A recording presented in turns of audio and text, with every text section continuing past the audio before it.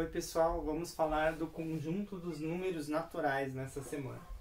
O conjunto dos números naturais ele é representado pela letra N maiúscula com um risquinho aqui do lado. Tá? É só um jeito, não é um IN, é um N com risquinho do lado. Futuramente vocês vão conhecer o conjunto dos racionais, que é um Q com risquinho do lado, os inteiros, que tem um risquinho do lado, os reais, que também tem um risquinho do lado. Tá? É só um jeito de escrever a letra. Então, quando a gente fala de conjunto dos números naturais, os números naturais vocês já conhecem. O 0, 1, 2, 3 e assim por diante. Não é número com vírgula, por exemplo, 8,5, 4,9. Não é fração como 2/3, 1/5. É só o número natural normal que a gente conhece. Tá? Começando do zero, indo em diante. Quando a gente fala de conjunto, nos números naturais em especial, a gente pode representar ele dessa forma ou dessa forma. Essa forma aqui, ela apresenta a letra que representa o conjunto, que no caso é o N dos naturais, um igual e uma chave. Uma chave no começo e uma chave no final. Dentro das chaves tem os elementos do conjunto. O 0 é um elemento, o 1 é um elemento, o 2 é um elemento e assim por diante. Tá? Essas reticências aqui, elas significam que o conjunto é infinito, que ele continua naquele sentido, no sentido crescente aqui, infinitamente. Ou seja, não existe um maior elemento. No caso dos naturais, existe o menor elemento, que é o 0. Daí, qualquer número natural que você fale, sempre vai ter um número maior que ele. Tá? Outro jeito de eu representar essa mesma coisa é usando isso daqui que a gente chama de reta numérica. Na verdade, vocês sabem, né? Ela é uma semi-reta numérica. Mas quando vocês trabalharem com números inteiros no ano que vem, daí ela vira uma reta completinha, a gente usa toda ela. Mas no livro vai estar indicado reta numérica.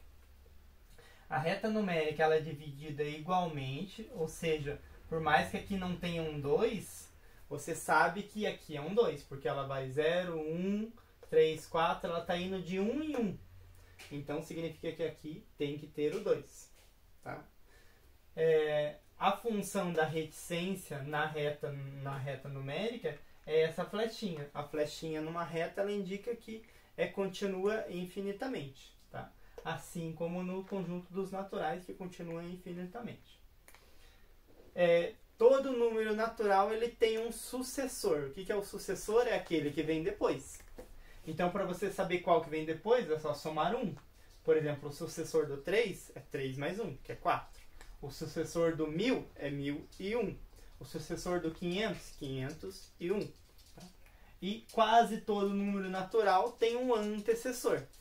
Que é o antecessor é o número que vem antes. Então, é só você pegar um número natural e tirar 1. Por exemplo, o antecessor do 4 é 4 menos 1, que é 3. Antecessor do 2, 2 menos 1, que é 1. E o antecessor do 0, 0 menos 1, opa, não dá.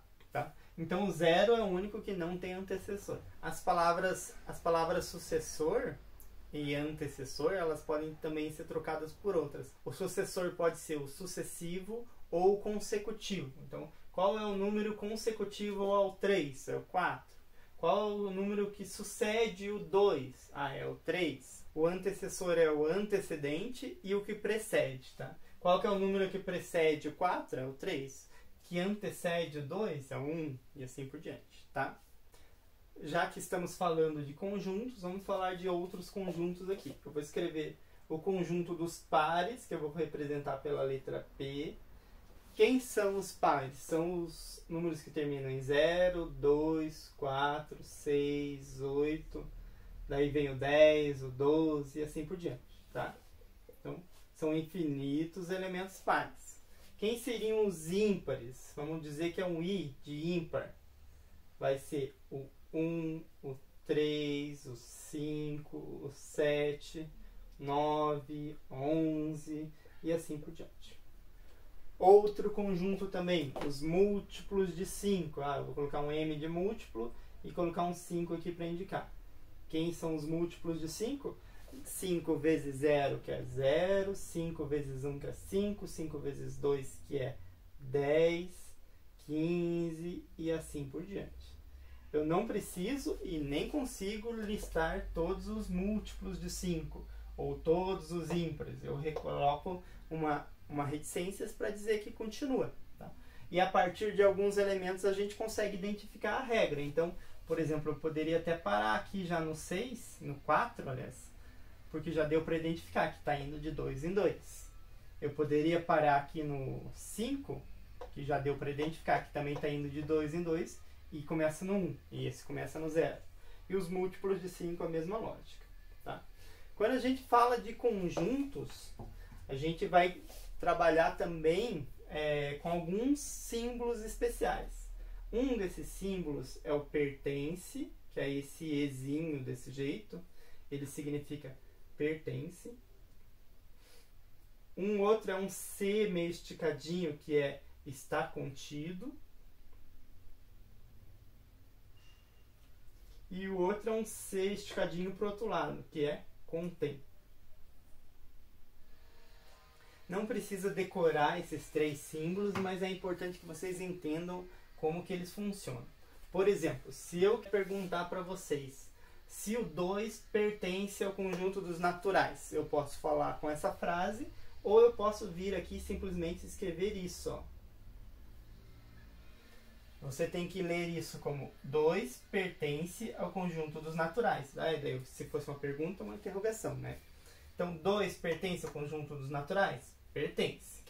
Se eu quisesse saber se o 7 pertence ao conjunto dos números ímpares, eu trocaria o N pelo símbolo que a gente chamou o conjunto dos números ímpares, que é o I. 7 pertence ao I? Pertence, ele está ali dentro. O 9 pertence ao conjunto dos múltiplos de 5? Bom, o 9 não está aqui dentro, então ele não pertence aos múltiplos de 5.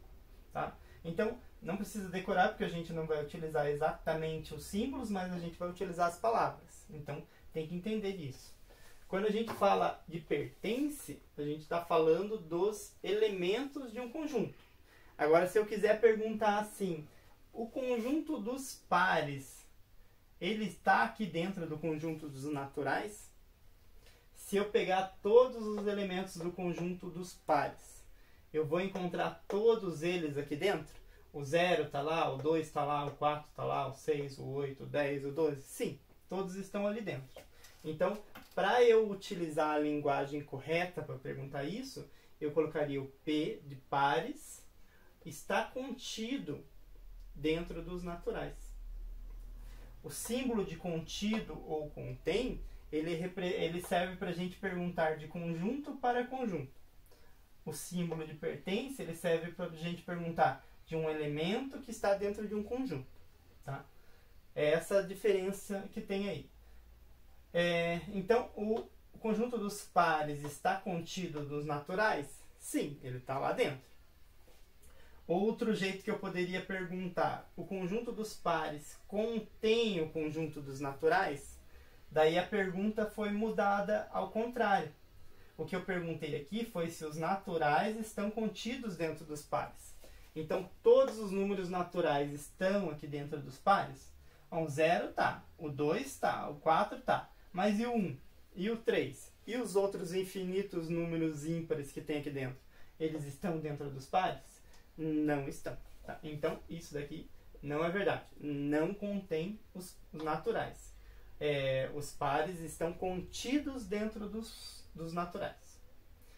Outra coisa que eu poderia perguntar aqui. Os múltiplos de 5 estão contidos dentro dos ímpares?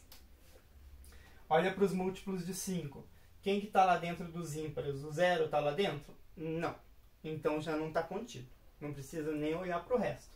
Porque para ser verdadeiro isso, todo mundo que está no múltiplo do 5 tem que estar dentro dos ímpares. Agora o contrário. Se eu quisesse falar assim, os múltiplos de 5 contém o conjunto dos múltiplos de 5, ele contém ímpares, o conjunto dos ímpares? Todo mundo que está aqui dentro, aliás, todo mundo que está nos ímpares, está aqui dentro? Antes eu tinha perguntado o contrário, né? Todo mundo que está aqui dentro também? Não, né? Olha só, porque o 1 não está aqui dentro, o 3 não está aqui dentro, então isso também não seria correto. Beleza, é só essa sutileza das palavras aí. Então, quando a gente fala de contém ou está contido, você tem que ver se todos os elementos do conjunto que você perguntou estão dentro do conjunto que você está querendo saber, tá? Então, por exemplo, dos múltiplos de 5, todos os múltiplos de 5 estão dentro dos naturais. Então, o M5 está contido dentro do N. O N contém o M5. O I está contido no N. E o N contém o I. Beleza? É mais ou menos essa lógica aí dos elementos e dos conjuntos. Agora, voltando aqui para a reta numérica. Se eu tivesse aqui na reta numérica, em vez de um 2, eu tivesse um B. Em vez de um 0, eu tivesse um A. E eu perguntaria para vocês assim: quem é o ponto A? Quem é o ponto B? Então você tem que olhar para a tua reta numérica e identificar o que está acontecendo nela. De item em item, de ponto em ponto, ela está andando quantos números? Está aumentando quanto? Bom, daqui para cá eu não sei, daqui para cá eu não sei, daqui para cá eu não sei. Mas daqui para cá ele aumenta 1. Então, em toda a sua reta numérica vai acontecer a mesma coisa. Ele vai aumentar 1. E para lá vai diminuir 1, né? Então, 4, 3.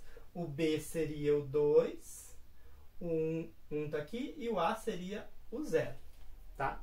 Agora, se em vez de 1, 3 e 4, eu tivesse, por exemplo, 2, 6 e 8. Eu perguntaria de novo: quem é o A, quem é o B? Você vai olhar para o 6 e para o 8, você viu que daqui para cá ele andou 2 unidades, aumentou 2 unidades. Significa que daqui para lá, da direita para a esquerda, ele diminui 2 unidades. Para esquerda para a direita, ele aumenta 2 unidades. Então aqui seria o 4, 2, e aqui seria o 0. Então continua sendo 0 e aqui continua sendo 4. Opa, aqui aumentou para 4. Então sempre que ver reta numérica, procura a lógica dela, tá? Mas esse aqui era só para exemplificar, porque eu estava usando a reta para mostrar os naturais. Beleza, pessoal. Por essa aula encerramos. Agora vamos para a próxima aula.